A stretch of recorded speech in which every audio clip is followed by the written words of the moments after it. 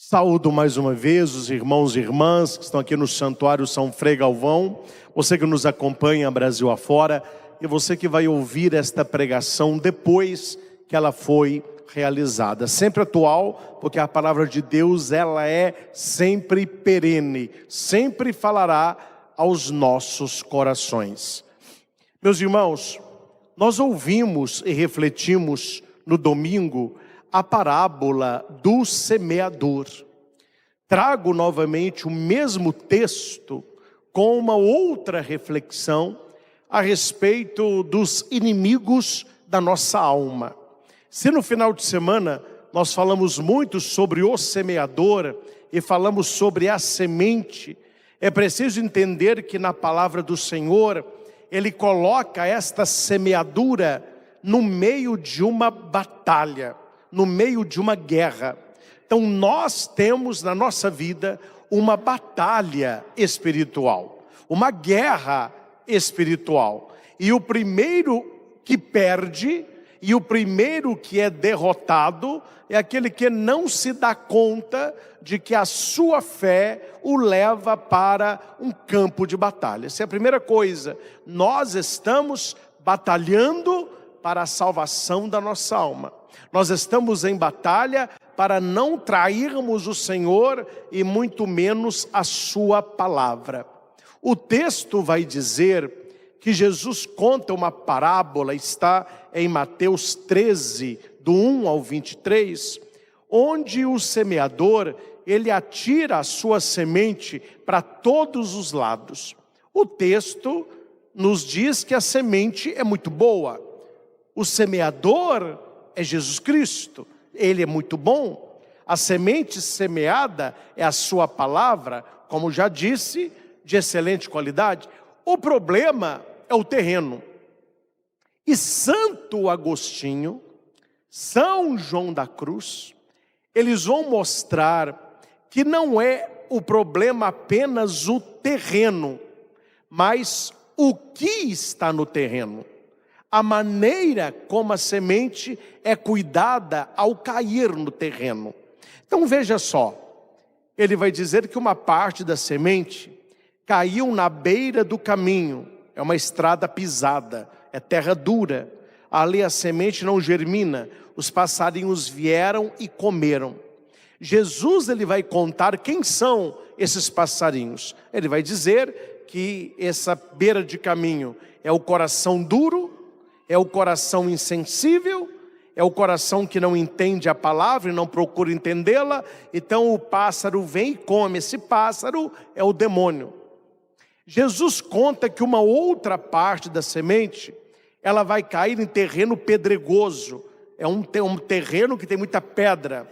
A semente ali, ela germina rapidamente, porque ela fica na superfície, ela não tem profundidade, não tem raiz. As pedras não deixam a semente pegar uma raiz profunda. Quando o sol nasce, elas morrem queimadas. E eles perguntam para Jesus, que pedras que são essas? Aí ele vai dizer que são as pessoas que recebem a palavra com alegria, mas quando vem uma dificuldade, uma provação, ele abandona, porque não tem raiz. É uma pessoa de momento. É um cristão de momento, ele não tem constância, ele não tem perseverança. E ele vai dizer que uma outra parte da semente caiu no meio dos espinhos.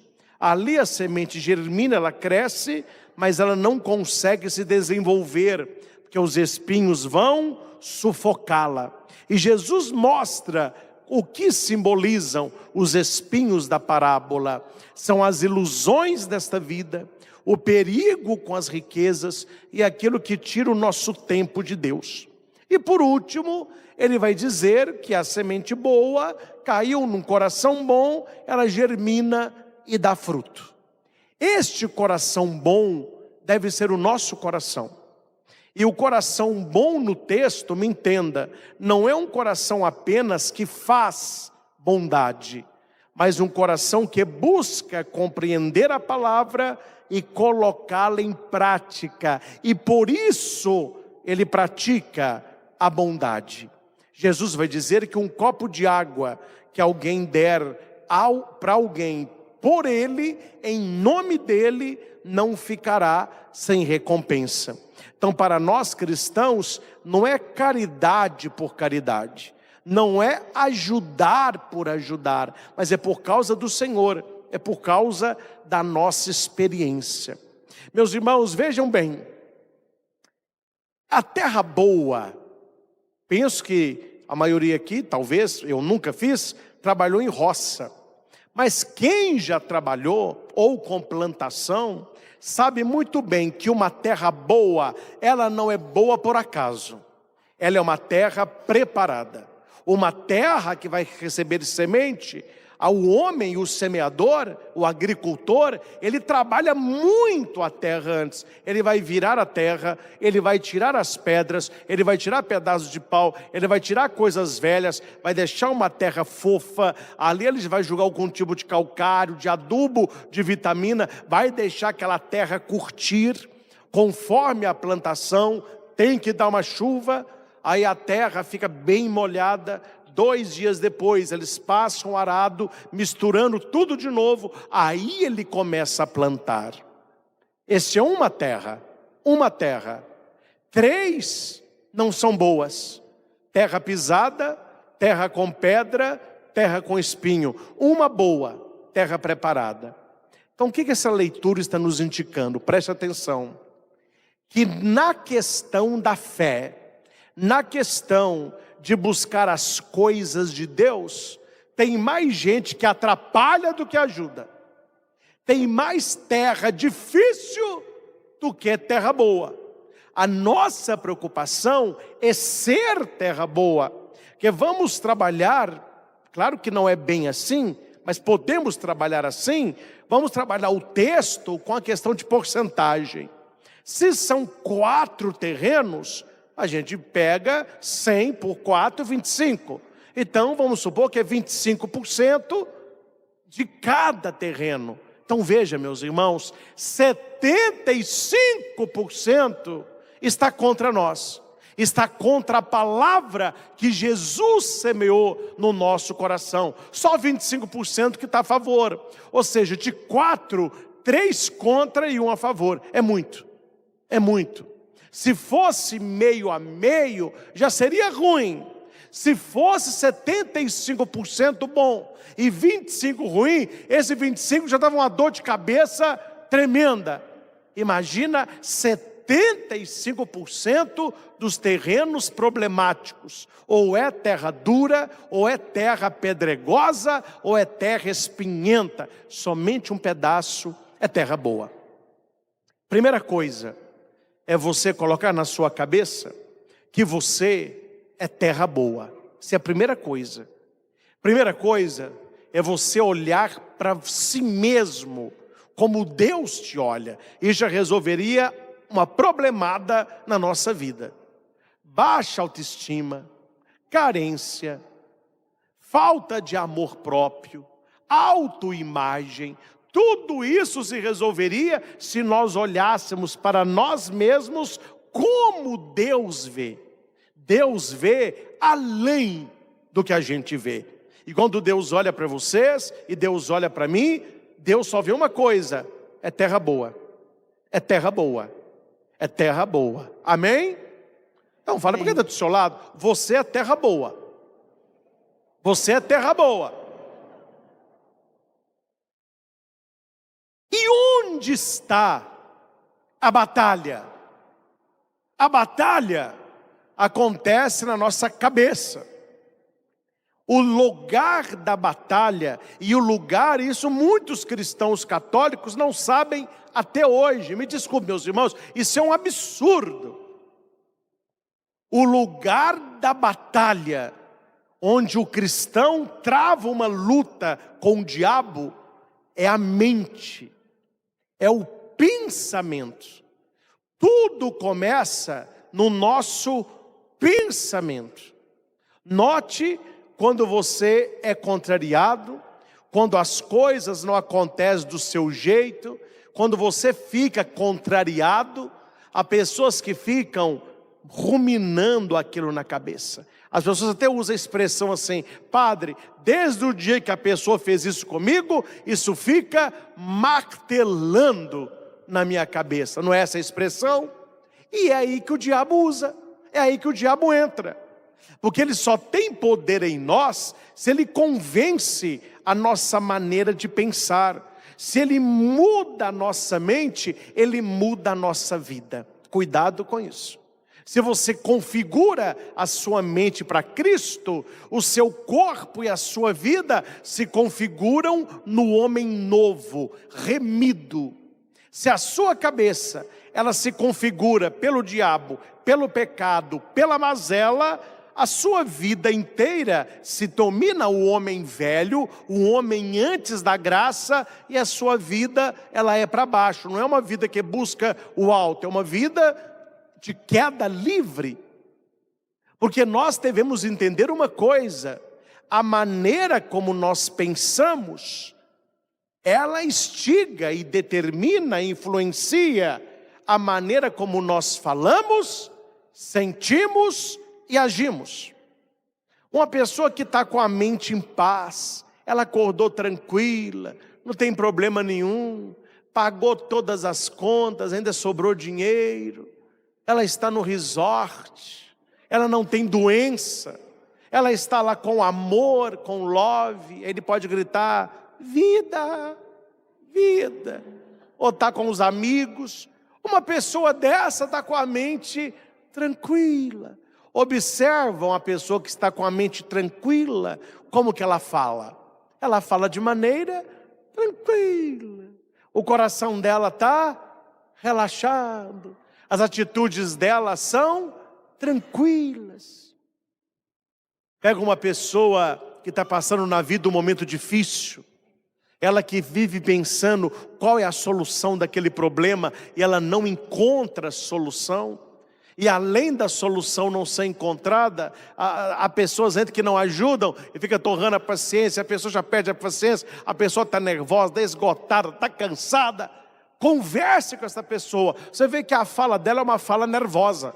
A pessoa, ela está nervosa, o coração dela está acelerado, a mão dela está suando. Por quê? Porque tudo começou aqui, ó. Então presta atenção. Jesus, ele está julgando a semente no nosso coração. E qual deve ser a nossa guerra? Não deixar que o inimigo plante na nossa cabeça aquilo que nós não somos. E há 3 inimigos a serem vencidos, que é o diabo, o mundo e a carne. Vamos repetir. Primeiro inimigo, o diabo. Segundo, o mundo. Terceiro, a carne. Qual que é o primeiro? O diabo. O segundo? O mundo. Terceiro?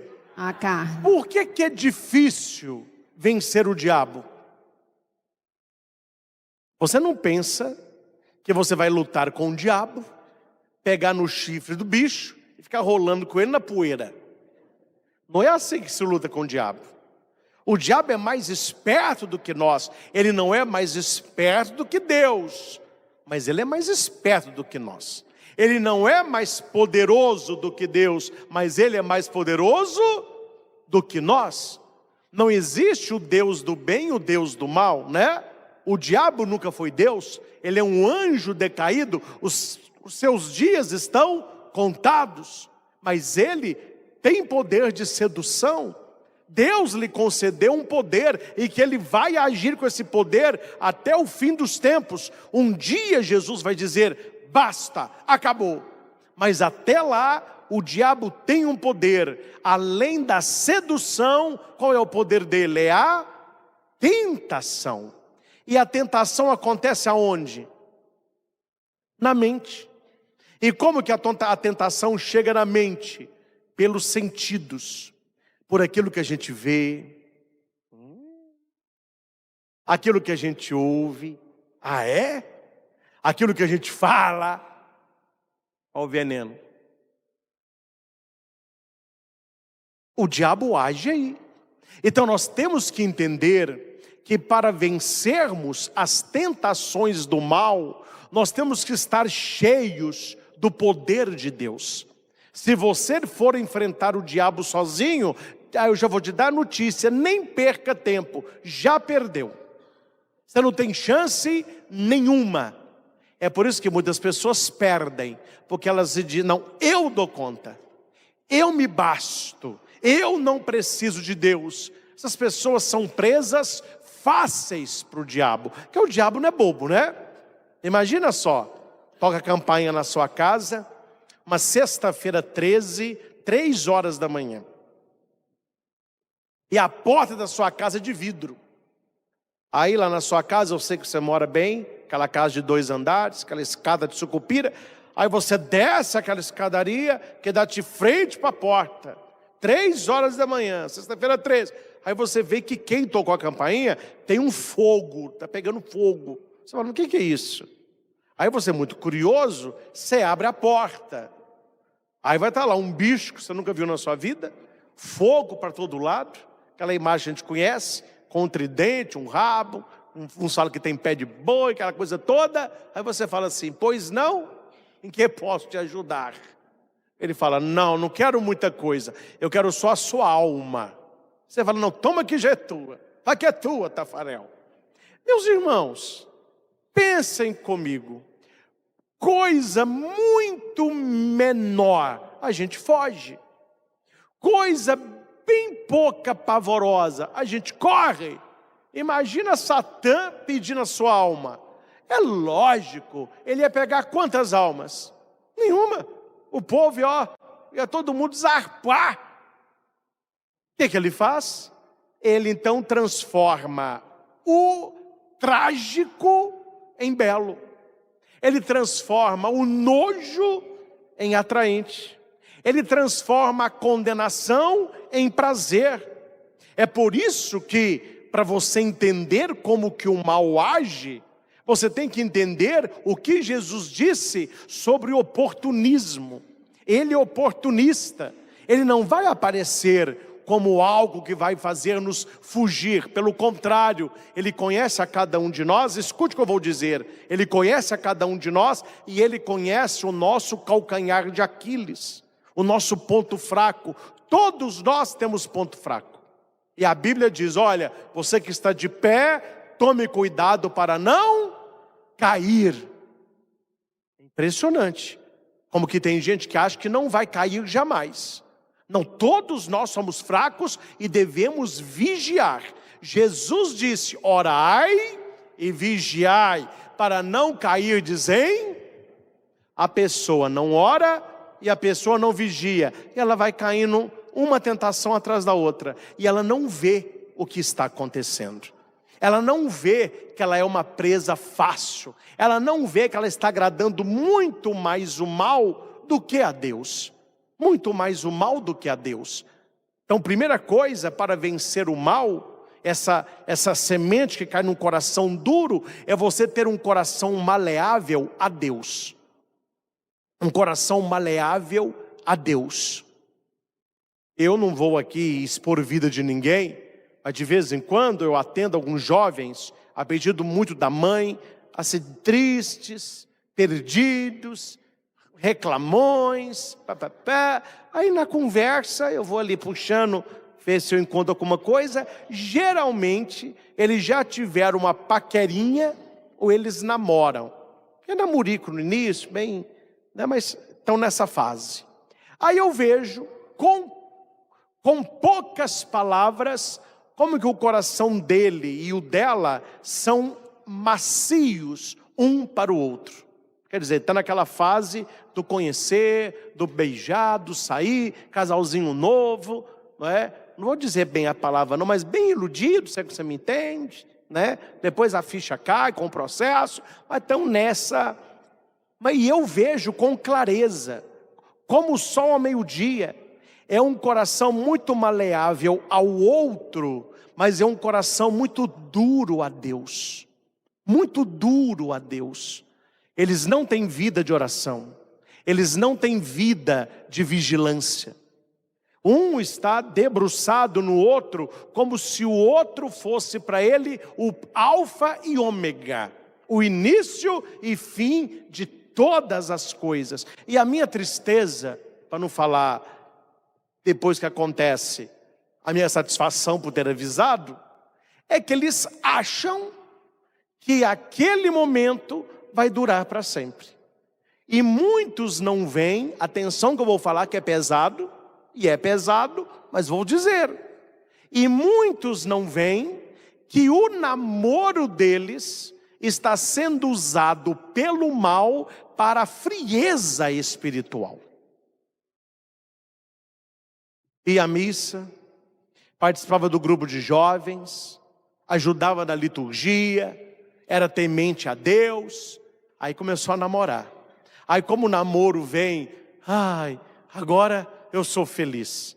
Aí você não vê a pessoa mais rezando, você não vê a pessoa mais lendo Bíblia, você não vê a pessoa mais indo no grupo de jovens, ajudando na comunidade, e a pessoa não enxerga que este namoro está sendo usado para a frieza espiritual. Ele está ficando com o coração duro para Deus, mole para ela, e ela mole para ele, mas o coração duro para Deus. Terra dura, terra dura. O mal ele age assim. A pessoa tem uma fraqueza de beber. A bebida é o seu ponto fraco. Onde é que o diabo vai te colocar? Numa sala, sozinho, com as melhores bebidas. Ou trabalhando com alguém que bebe. E outra, gente, abra o teu olho. Porque me desculpe aqui a franqueza, tem hora que eu tenho que dar uma sacolada para ver se a pessoa acorda. Porque depois a gente tem cara de bobo. Tem uns que são bobo mesmo, tem outros que só tem a cara. Porque não tem cabimento. Uma pessoa fala, padre, eu tenho um amigo, graças a Deus. Então quando você precisar, procure o seu amigo. A pessoa me diz, eu não posso procurar meu amigo, porque ele só me leva para o caminho ruim. Eu já escutei isso, não foi uma ou duas. Não dá, padre, porque eu não quero beber. Mas quando eu chamo meu amigo, ele chega aqui em casa com cerveja, vamos tomar uma Heineken aqui para você ficar melhor. Não, meu caro, eu te chamei porque eu estou bebendo demais. Não, mas uma não faz mal. Olha o naipe das amizades. Olha o naipe das amizades. Atendi há pouco, ninguém sabe quem é, um marido muito triste, porque ele traiu a esposa virtualmente. A mulher saiu, levou a filha, já adolescente, aí o cara na hora achou um alívio, mas aí a ficha cai depois. Ele viu que o amor era a esposa, sentindo falta da filha, a mulher irredutível, o cara tem que esperar, aí chamou uns amigos, aos amigos, chamaram os amigos. Os amigos foram para a casa do cara e falaram, olha, nós viemos acabar com a sua tristeza. Aí já chegaram com rum, com gin, com vodka. E vamos ver uma coisa aqui para relaxar. Aí colocaram um pornô de leve. Isso foi aqui. Aí depois saíram na cidade, pegaram duas aí e fizeram a farra. Qual que foi o final da história? Que a coisa vazou e chegou no ouvido da esposa.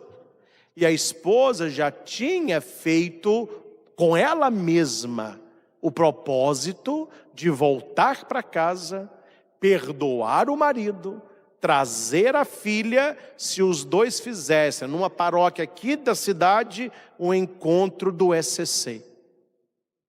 Não é possível que você não vê uma ação diabólica acontecendo aí. Não é possível que você joga só para a questão da bebida e das tias do sexo.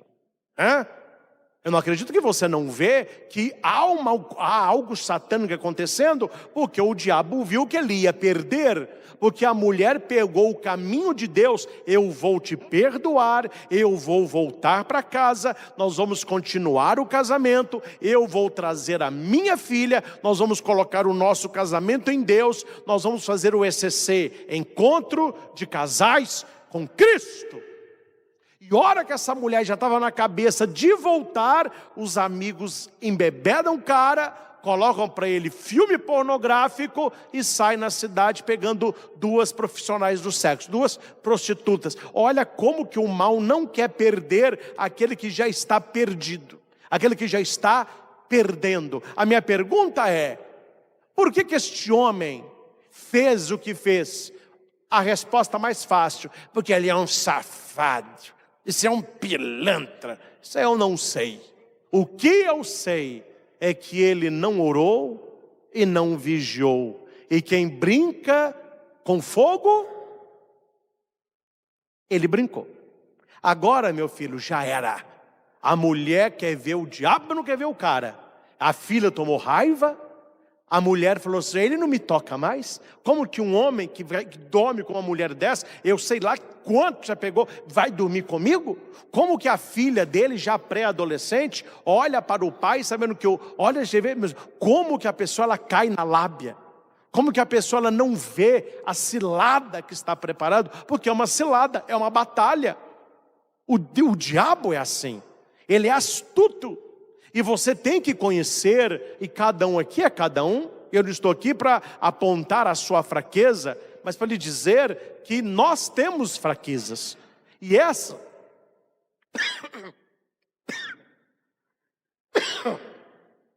sua, escolheu um mosquito. Tinha um mosquitinho voando aqui, eu vi que ele sumiu. O mosquito de Satã, para atrapalhar a palavra.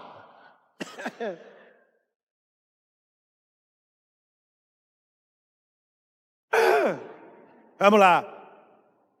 Precisa mais do que um mosquito para calar o padre. Vamos lá. Então nós precisamos, meus irmãos, entender qual é o nosso ponto fraco. E olha para o padre. Ponto fraco não é para ter vergonha. Ponto fraco é para colocar em oração. Vamos repetir isso? Ponto fraco não é para ter vergonha. Ponto fraco é para colocar em oração. Colocar em oração. E aqui eu vou dizer uns exemplos. Eu não estou falando de você porque eu não te conheço assim para falar esse é o seu ponto fraco. Mas suponhamos que o seu ponto fraco é a pornografia, é o álcool, é a droga, é o dinheiro, é o roubo, é o cigarro, é a fofoca, é a língua. Eu não sei qual é o seu ponto fraco, mas ao invés de você ficar com vergonha dele, você tem que orar sobre ele. Porque Deus já sabe, né? Você não vai contar novidade para Deus. Você vai mostrar na sua: Senhor, o Senhor me conhece. O meu ponto fraco é esse. Ajuda-me, Senhor, a cercá-lo com oração e com vigilância. Ajuda-me, Senhor, a dizer não, apesar de para mim ser prazeroso, mas eu não quero ter 10 minutos de prazer e uma vida de infelicidade. Eu não quero trocar uma vida feliz por um dia de prazer. E apresenta para Deus teu ponto fraco, porque a palavra diz: tudo posso naquele que me fortalece. Amém? Amém. Então você não é forte, mas Jesus, Ele te fortalece. Não é o diabo, não é você que tem que ter medo do diabo, é ele que tem medo de você. Porque se você está com Cristo, você já é mais que vencedor. Então não seja uma pessoa boba. Comece a olhar o seu ponto fraco, comece a tomar consciência dos movimentos do teu coração. A palavra diz isso: vigiai os movimentos do coração. Dificilmente um pecado mortal, ele acontece de maneira inesperada. Ele é construído pelo pensamento, pela tentação e pela liberdade. Isso leva um tempo. Se você começa a vigiar os movimentos do coração, você sabe aonde vai terminar. E você pode dizer não antes da tentação virar pecado. E outra coisa, vamos parar de falar capeta. Mas tem que falar lapeta. Já escutou essa? Não? Eu escutei, eu gostei dessa. Ô padre, o senhor já viu um exorcismo do Lapeta? Eu falei, não é Lapeta não, meu filho, é capeta. Ele falou, não, padre, antes lá do que cá. Lapeta, não é capeta, né? É bom que vocês ridam umas piadinhas para agradar o padre. Muito obrigado. Meu irmão fala comigo assim, eu fico vendo você fazendo umas pregações, você fala uns negocinhos, o povo ri. Falei, para agradar o padre, né? Ele falou, só se for, né? Umas tiradinhas, né? Então, meus irmãos, primeiro é isso. Vida de oração e vida de vigilância. Oração e vigilância. Repita. Oração e vigilância. Outra coisa importante sobre a tentação do demônio. Humildade. O diabo só passa rasteira em pessoa soberba. Pessoa humilde ele não pega. O que é humilde, padre? É quem depende de Deus. Quem tem fé. Quem se sente pequeno. Deus é grande, eu sou pequeno. Eu não sou ninguém, Ele é tudo. Ele sem a minha vida, Ele é Deus. Eu sem Ele não sou nada.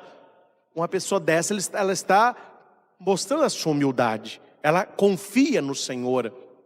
Maria, olha lá o Magnífica, né? O Senhor olhou para a minha humildade. Você vê, o diabo não tem vez com Maria. Não tem vez nenhuma. Porque ela confia em Deus. Confie mais em Deus e menos em você. Claro, tem autoestima, autoimagem, confia em você, mas nunca mais do que no Senhor. Nós somos fracos, Ele é o forte. Então, para vencer o diabo, 3 armas. Primeira,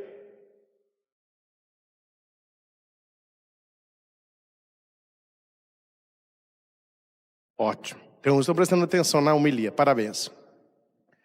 Oração, vigilância, humildade. Esse é o primeiro inimigo. Qual é o segundo inimigo? O mundo. Meus irmãos, o mundo é o mais fácil a ser vencido. O diabo é o mais astuto e a carne é a mais difícil. O mundo é o mais fácil, o diabo astuto, a carne difícil. Falemos do mundo. Padre, como que eu venço o mundo? Tem uma maneira só. Posicionamento cristão. Sim é sim. Não é não. O que vier além disso não é de Deus. Então nós temos que entender, meus irmãos, entenda isso. Água e óleo não vai misturar. Há coisas que não combinam com o cristão. Então perante o mundo, você tem que dizer, para isso é não, para isso é sim. Neste lugar é sim, neste lugar é não. Com esta pessoa é sim, com esta pessoa é não. Vença o mundo com posicionamento. Tenha claro na sua mente o que você quer e que te faz crescer e o que entra na sua vida para te atrapalhar. O mundo não é bobo. Quando eu falo mundo, vem de mundos, é aquilo que é contrário a Jesus Cristo, a palavra de Jesus Cristo. Não é um mundo em que vivemos, não. É aquilo que é contrário à palavra. A Bíblia fala mundo, né? E como que o mundo age? A maneira do mundo agir é a seguinte: ele vê que você está querendo ser de Deus, ele vê que você quer uma vida diferente. O que é que o mundo começa a fazer? Ele começa a te mostrar as perdas. Jesus, Ele te mostra o que você vai ganhar estando com Ele. O mundo, ele te mostra o que você vai perder sendo de Jesus. Aí ele começa a falar no seu ouvido. Você continuar essa rezação sua, você vai perder amigos. Se você ficar nessa vida de muita oração, você vai perder tantos prazeres. Olha, quantas pessoas já quiseram ficar com você? Quantas pessoas já quiseram dormir com você? Quantas pessoas já quiseram um momento assim, e você falou não? Olha, você está perdendo isso tudo, hein? Olha que vida. Você não bebe, você não passa a noite com os colegas, Você não dá um pito para ficar mais alegre. Você não coloca uma pílula da alegria debaixo da língua. Você está perdendo muito prazer na vida, viu? O mundo é assim. Ele vai te colocando na sua cabeça que ser de Cristo é perder a vida. É por isso que muitas pessoas, e entre essas pessoas, a maioria jovens, que não foram criados na igreja, eles têm muita dificuldade de vir para a igreja. Por quê? Na cabeça deles, eles só vão perder. Vão perder a alegria, perder o prazer, não pode fazer nada, Jesus não pode fazer nada, a igreja é só proibição, é não, é não, é não. O mundo coloca esse discurso para não nos perder, para não perder aqueles que são dele. Então, meus irmãos, para vencer o mundo, você tem que ter na sua cabeça uma clareza. O que me constrói e o que me destrói? O que me eleva e o que me rebaixa? O que me limpa e o que me suja? E dizer sim para aquilo que combina com a sua fé cristã e não para aquilo que não combina. É assim que se vence o mundo. Não vá negociar com o mundo. A igreja tem uma posição firme e deve ser assim. Nós não vamos negociar os nossos valores com o mundo. Nós somos a favor da vida. O mundo é a favor do prazer. Nós somos a favor da família. O mundo é a favor do prazer. Nós somos a favor da santidade. O mundo é a favor do prazer. Nós estamos buscando o céu. O mundo, o prazer. Eu resumo o mundo de hoje no prazer. Você tem que ter prazer em qualquer lugar. Seu trabalho está ruim, sai e busca outro. Você tem que ter prazer. Por isso tem tanta gente infeliz. Trocou o certo pelo duvidoso. Está namorando. Aí começa aquelas rusguinhas. É normal. Homem diferente de mulher. Um foi criado de um jeito, o outro do outro. Aí começa com esse probleminha. Aí começam os amigos. Ih, já azedou isso aí. Pode trocar. Porque eles só querem prazer. Aí vem na igreja. Olham para Jesus Cristo. Quando que Jesus Cristo promete prazer? Não tem. Ele promete cruz. Ele pede renúncia. Ele pede conversão. Ele pede mortificação. Ele pede mudança de vida. Ele pede santidade. Porta estreita, caminho apertado. Ah, não, isso aí não dá para mim. Pelo amor de Deus, eu sou muito mais do mundo. O mundo é muito mais prazeroso. E o é. E o é para ser atrativo. Sim, sim. Não, não.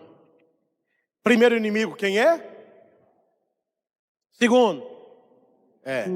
O mundo simboliza as pedras, né? Pessoas superficiais. Não tem raiz. Não estou falando para vocês aqui, não. Eu estou falando para pessoas em casa, talvez para a gente aqui. Gente, espero que não seja você. Mas você conhece pessoas altamente solitárias. Infelizmente, meu coração fica condoído, mas eu posso rezar pela pessoa. O que eu vou fazer? Tem coisas que as pessoas trazem para o padre, até uma maldade, que eu não tenho o que eu fazer. Eu vou rezar pela pessoa. Mas é impressionante a quantidade de moças e rapazes que querem levar uma vida a sério, têm o sonho de casamento, de família, estão se sentindo solitários. Falou, padre, tá difícil, viu? A gente sai para tentar arrumar uma boa pessoa, é tudo superficial. É rosto muito bonito, corpo muito bonito e coração muito vazio. Não querem compromisso, não querem seriedade. Pessoas de 20 e tantos anos, 30 anos, 40 anos, com a cabeça de menino de 14. Aí os rapazes dizem, não sei se é, porque eu não vou embalada, né? É demais. Aí pode fechar a porteira, né? Mas quem vai e fala, olha, só me desculpa, padre, mas em certos lugares as mulheres estão pior do que homem.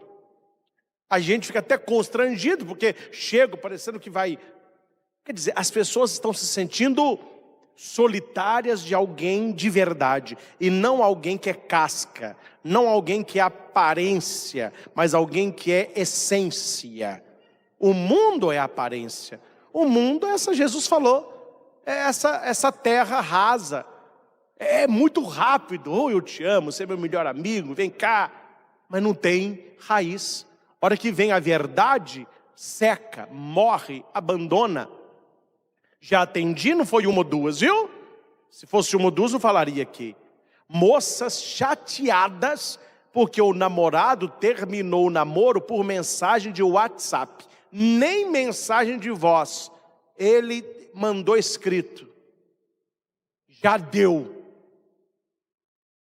Tadinho. Ela ainda quer saber, o que já deu, amor? Ele responde, VC. Nem você escreve, VC. Você já, já deu. Aí bloqueia o número da moça. O que aconteceu? Esses relacionamentos que eu digo, superficiais. Amizade também está no mesmo barco, viu? Você convive com a pessoa, e convive com a pessoa, e convive com a pessoa, e você não conhece a pessoa. A pessoa não se abre, ela não fala da vida dela, ela não conta as tristezas, parece uma perfeição, e ninguém é perfeição. E por fim, qual é o nosso terceiro inimigo? A carne, que simboliza os espinhos que sufocam a semente. Meus irmãos, quando eu falo de carne, eu estou falando de prazer acima de todas as coisas. Estou falando de contentamento, de facilidade, de vontade. Você sabe qual é a diferença básica entre a criança e um adulto? Há uma diferença que separa os dois como um fio de navalha. Qual é a diferença entre a criança e o adulto? Começa com C. A segunda é O.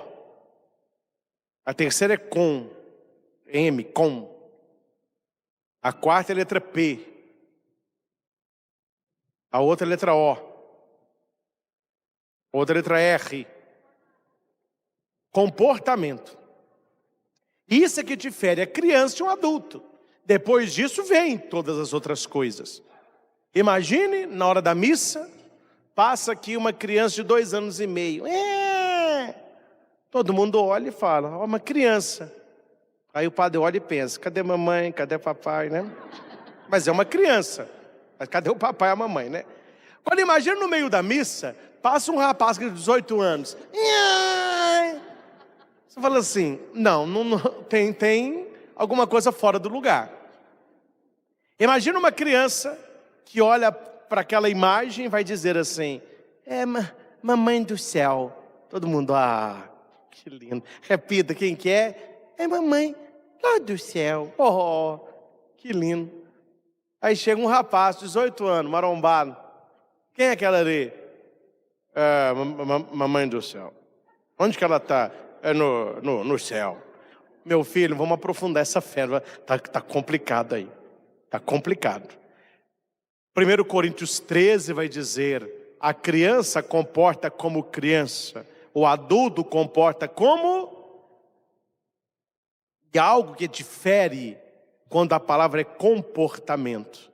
A diferença do adulto e da criança, atenção. A criança, ela só quer fazer o que ela gosta. E o adulto, ele faz o que é preciso. Essa é uma diferença gritante. A criança só faz o que ela gosta. Pega a criança e põe para ela fazer o que ela não gosta. Ela chora, tá birra, pede o pé. O adulto, não, o adulto não tem essa questão. Eu não gosto, não. Eu preciso. Eu preciso. E algo que nós precisamos como adulto é vencer as tentações da lei do pecado que clama em nós e procurarmos a lei da graça que quer operar em nós. Há muitos adultos, me desculpem, mas eles vivem só na vontade. Eu gosto disso, eu faço. Eu não gosto, eu não faço. Como que um adulto não gosta de trabalhar? Aí ele vai chegar atrasado, não vai cumprir horário, não vai cumprir meta. Não, eu vou trabalhar direito. O dia que eu trabalhar com aquilo que eu gosto, trabalhando assim onde você está, você é capaz de nem trabalhar nem com o que gosta, nem com o que não gosta. Na questão espiritual, meus irmãos, me desculpem aqui, a gente tem que largar de ser criança. O adulto para Deus tem que parar de ser criança. Quando Jesus fala que o reino dos céus é da criança, Ele está falando da pureza, da inocência, do coração. Mas o comportamento adulto é o comportamento que faz o que precisa ser feito. E há coisas na nossa carne que precisam ser renunciadas, porque a lei da carne, ela é contrária à lei do Espírito. Uma coisa, São Paulo vai dizer, é o que o Espírito clama em nós, outra coisa é o que a carne clama em nós.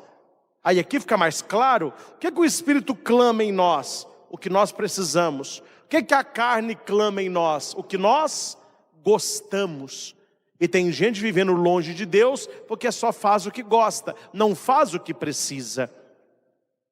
E aqui, um conselho fácil para você começar a vencer a sua carne, é fazer o que você precisa fazer, e não apenas o que você gosta de fazer. Vou dar um exemplo bobo, alguns exemplos bobos, que você trabalha a espiritualidade, que a espiritualidade cristã ela é encarnada, não é uma espiritualidade no ar, ela é na nossa vida. Você disse assim: trabalhei a semana toda no carro, vou passear com a minha família domingo, então sábado de manhã eu preciso lavar o carro. Seu carro está imundície. Aí você acorda, sábado, 7:30 da manhã, vamos por 8 horas. Você não acorda 8 horas de dia, 8 horas. Aí você... olha para o relógio, 8 horas. Aí você diz para você mesmo: se eu não lavar o carro, eu posso ir brincando até 9:30. A criança, ela quer ficar na cama. Olha o custo que é tirar a criança para ir para a aula. Ela quer ficar na cama. O adulto, ele sabe que ele precisa, todo sábado, este exemplo, de lavar o carro. Qual é a atitude de um adulto? Querendo ficar na cama, ele vai levantar e ele vai lavar o carro. Porque aquela lavagem do carro é uma necessidade para ele. Aquela roupaiada suja na sua casa, geralmente é você que lava. Você se programou: amanhã eu vou lavar, depois do almoço. Minha manhã está cheia, eu vou almoçar, só tenho um compromisso no fim da tarde, amanhã à tarde é para lavar. Aí você almoça, liga a televisão, vem o soninho, você olha para a televisão, começa assim a piscar longamente. Aí você diz para você assim: quer saber? Não lavei roupa essa semana, vou deixar para lavar a sexta que vem. Procrastinação. Criança faz isso, adulto não. Adulto não. Eu não durmo com pia cheia, um exemplo. Você vai dormir, a pia está com vasilha até no topo. Claro, de vez em quando é normal. Mas se você começa a deixar todo dia, você vê que começa com a pia, aí passa para a cozinha, aí passa para o guarda-roupa, aí passa para o armário. A hora que você vê, dá tudo desorganizado. Por que você não arruma a sua casa? Porque eu não gosto. A criança falando. A carne vencendo. Gente, a nossa carne, ela quer conforto. Ela quer dormir até mais tarde. Ela não quer fazer jejum. Ela só quer beber coisa gostosa. Só quer comer coisa gostosa. Tem uns que passam uma vida para fazer uma dieta. Por quê? Porque nada da dieta eu gosto. A criança falando aí. Eu não gosto. Não é que você gosta não. Você precisa fazer. Você precisa fazer. Eu não tenho carteira de carro até hoje. Não gosto de fazer aula. Podia estar falando 3 línguas, mas eu não gosto de aprender, eu não gosto de estudar. Podia ter um cargo maior na empresa, eu não gosto de curso. Quem vive no não gosta, começa a falar do não gosta na área espiritual também. Aí eu não gosto de terço. Aí eu não gosto de ler Bíblia. Aí eu não gosto de ir à missa. Não, meu filho, você está uma criança. O adulto, ele não é o que não gosta, é o que precisa. Aí você começa a vencer a carne nas pequenas coisas. Quando eu falo carne, que sabe que as pessoas entendem? O ápice da carne, que é o sexo. Mas antes, meu filho, de ir para a cama, a pessoa que pecou na traição, ou na fornicação, ou na perversidade, ela não consegue dizer não a coisas pequenas. Coisas pequenas. E não são vocês, estou dando exemplos. E como o povo está fraco, viu? Como o povo está fraco. Padre, aí vem para o padre, né? Lá, manda lá, o que você quer? Eu queria que o senhor trocasse a minha penitência. Qual foi a penitência que você fez? Ficar sem comer carne toda sexta-feira. Uma boa penitência. O que você quer trocar a penitência? Não, eu quero passar para quinta. Por que para quinta? Porque a maioria de festas que estão me chamando que tem carne é na sexta. E não é raro, viu? Não é raro acontecer isso. Padre, o senhor muda a minha penitência. Qual que é a sua penitência na quaresma? Não comer doce. O que você quer mudar a penitência? Porque eu ganhei uma caixa de Ferreiro Rocher, eu não vou dar conta na Páscoa, não. Olha a carne, entendeu? A carne é prazer, é gostoso. É nessa hora que você vai dizer, olha, você não vai fazer o que você gosta e você vai fazer o que você não quer. Nós vamos lavar o carro, nós vamos limpar a pia, nós vamos fazer o jejum, nós vamos fazer a mortificação, nós vamos orar mais. Não é fácil dominar a carne. Porque olha para mim, você já matou a charada. Os inteligentes aí já mataram a charada. O inimigo, mundo e demônio estão fora de nós. Então a tentação ela é externa. Quando a gente luta contra a carne, a tentação ela é interna. É a mais difícil. É a mais difícil. E é a que a gente tem que gastar mais tempo. Mais tempo. Não faça apenas aquilo que você gosta, aquilo que te dá prazer, aquilo que te... Não. Faça o que você precisa. E coisas pequenas. Aquele que começa com o pequeno, ele chegará a coisas maiores. Uma vez eu fui, isso aqui é história real, eu fui em Portugal e me levaram lá em Fátima.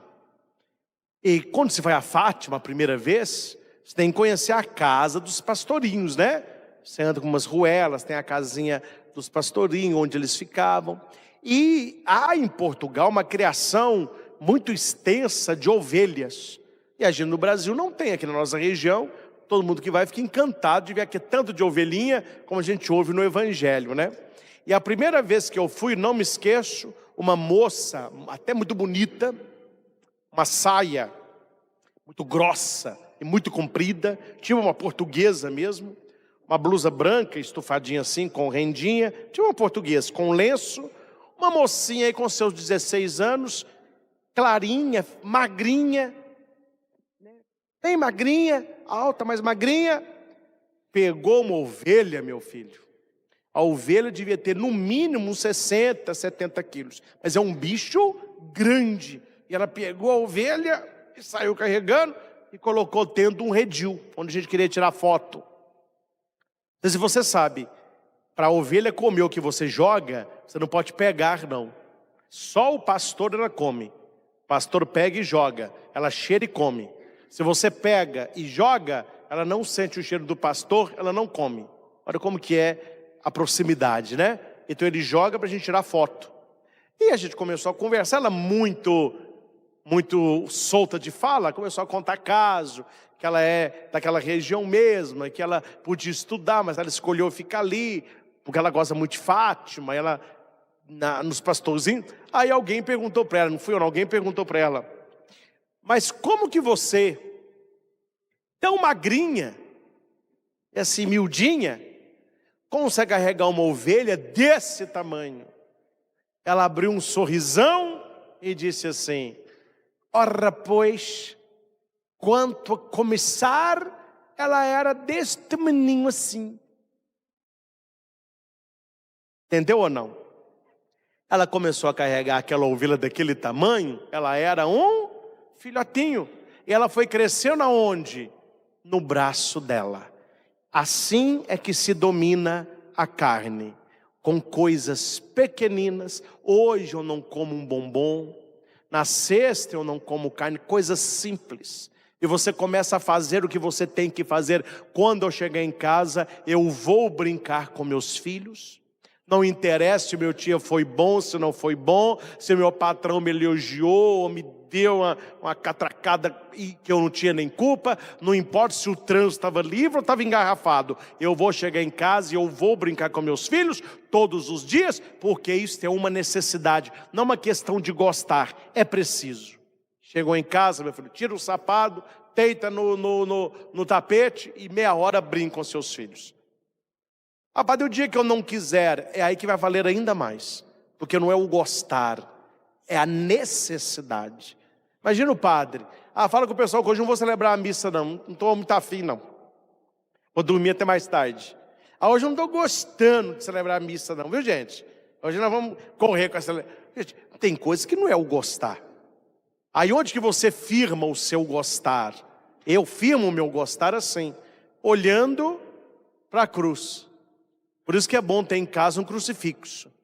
Quando você estiver pensando assim: mas isso eu não gosto de fazer, assim eu não gosto de ser, aí eu não gosto, olhe para a cruz e responda para você se ele gostou. Pai, o que eu gostaria é que esse cálice fosse afastado, mas não faça o que eu gosto, faça o que é preciso. Afasta de mim esse cálice, não se faça a minha, mas a tua vontade.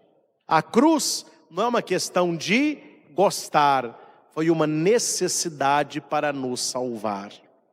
Meus irmãos, não sei se eu me fiz entender quais são os 3 inimigos à palavra de Deus, para que a palavra não caia no seu coração e não germine. É o mundo que quer roubar esta palavra com superficialidade.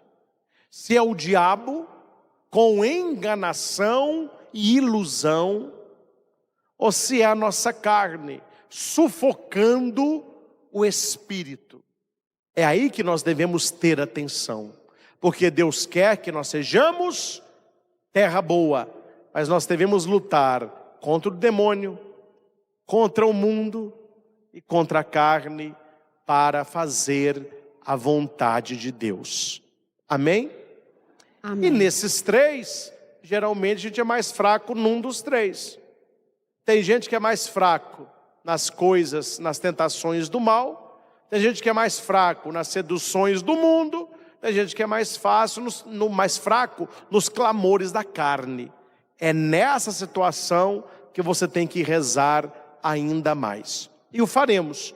Quando o Santíssimo for exposto, pedir ao Senhor que nos ajude a vencer as tentações do mal, as seduções do mundo e as enganações da carne. Que nós sejamos uma terra boa, capaz de acolher a palavra e frutificar 30, 60 e 100 frutos por um. Ao Senhor Jesus, o semeador do Pai, que quer semear no nosso coração a sua palavra, toda honra, toda glória e todo louvor.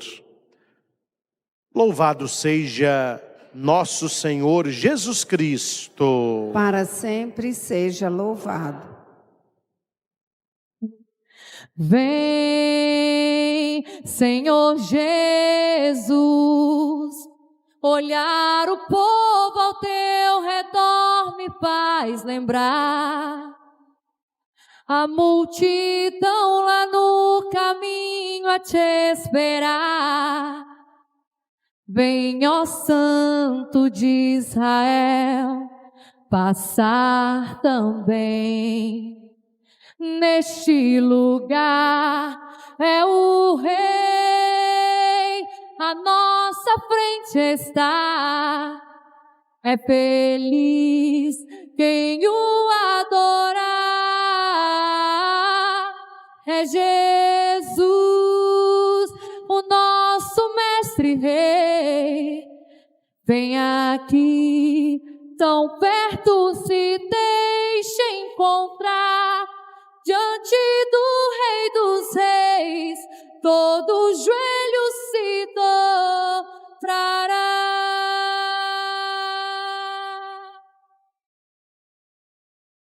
É o Rei, à nossa frente está. É feliz quem o adorar. É Jesus, o nosso Mestre Rei.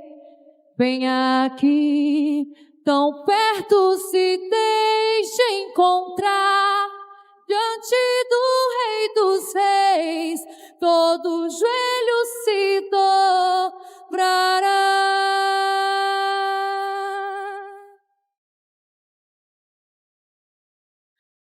Diante do Rei dos Reis, todo joelho se dobrará. É por isso que nós nos ajoelhamos na presença de Jesus. Ele, como nosso único Senhor e Salvador, a Ele honra, a Ele glória, a Ele louvor.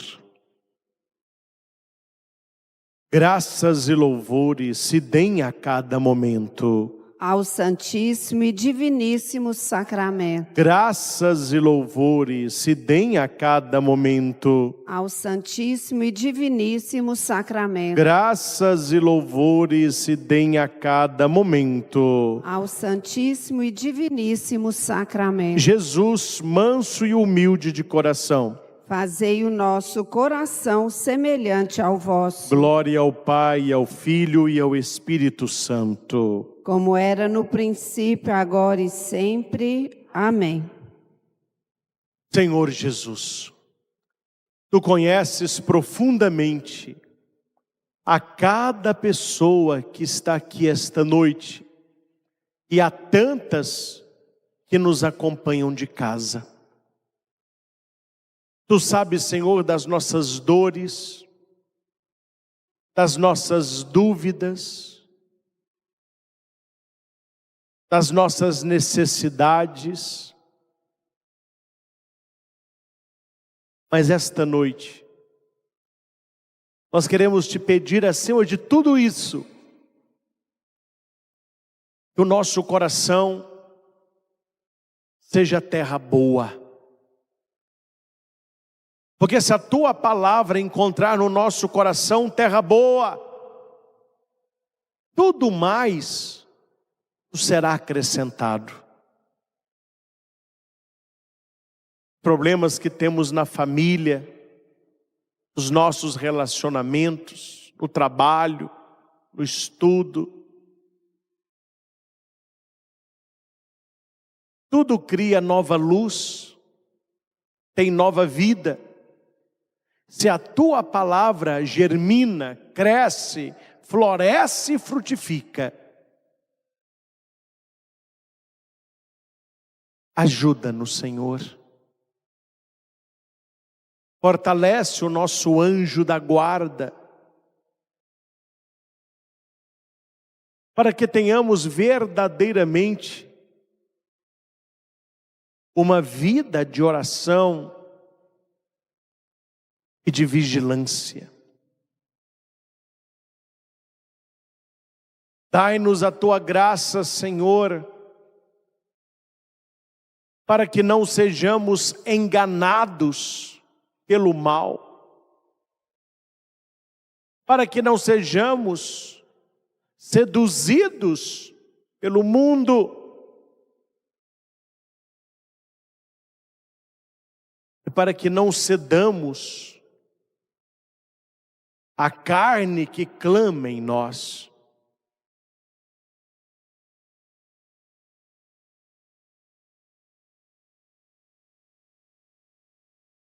É contigo, Senhor.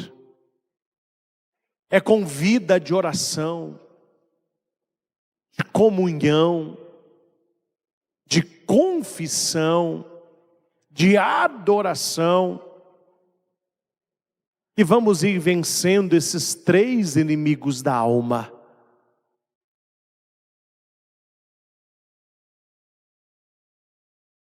Não permita, Senhor,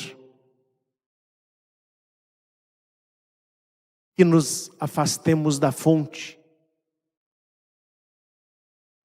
Nós queremos continuar, nós queremos permanecer na fonte da vida.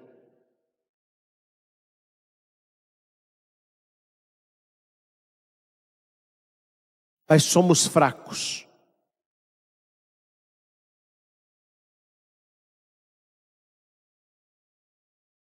Quando falta oração e vigilância, nós somos presas fáceis.